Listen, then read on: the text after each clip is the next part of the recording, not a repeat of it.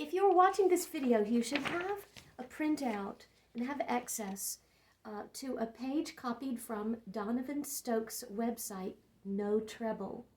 And I'm going to be going through the article he wrote on pivot fingering, P-I-V-O-T, and he writes that he advocates a traditional foundation of 1-2-4 being the basis for most fingering systems, but that any bassist who plays long enough will come across passages that don't lie well using this fingering system, and pivoting can be an attractive solution for such passages.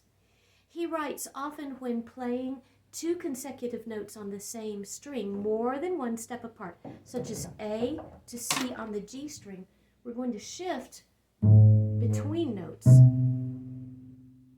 A shift, however, entails moving the entire hand or arm laterally to reach both notes.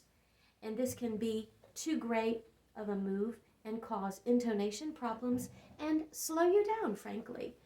So he suggests that we keep the thumb stationary and rock a hand or arm to reach the upper note. Here is a shift, and here is a pivot.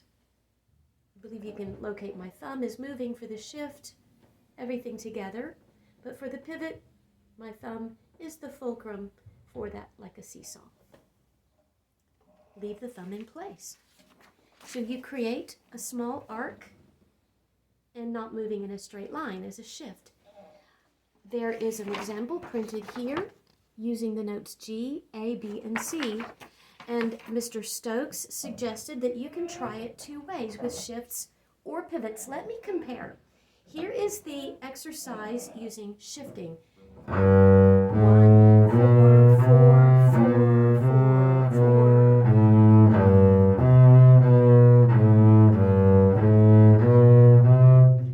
My fourth finger is now kind of sore, and it wouldn't be clear if I were going to slur and go fast. It would sound very blurred together. Ow.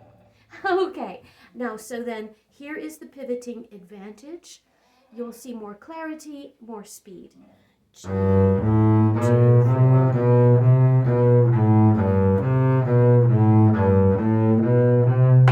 Now it depends on a really good, confident way to hold your bass, because if you're grasping it with your thumb, then that's going to hold you back. You need to have the bass balanced so that you have that free movement and your thumb is not squeezing. So please play with the pivot, and let's slur 2. 1 and 2 and...